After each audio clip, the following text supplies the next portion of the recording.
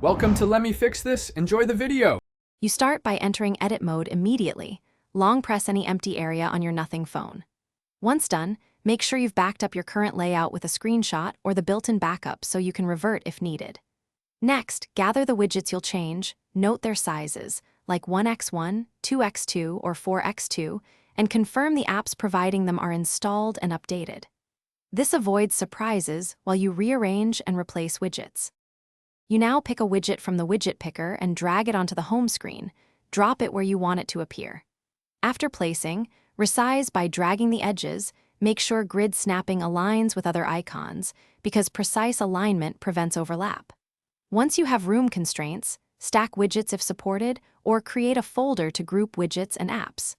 This helps you maximize space and maintain a clean layout, making the home screen both functional and visually balanced. You finish by tapping empty space to exit edit mode, and then test each widget to confirm it responds and opens its app. Make sure touch targets aren't too small. Adjust sizes if taps miss. If a widget fails to appear or shows blank content, clear the launcher cache first and relaunch the home screen.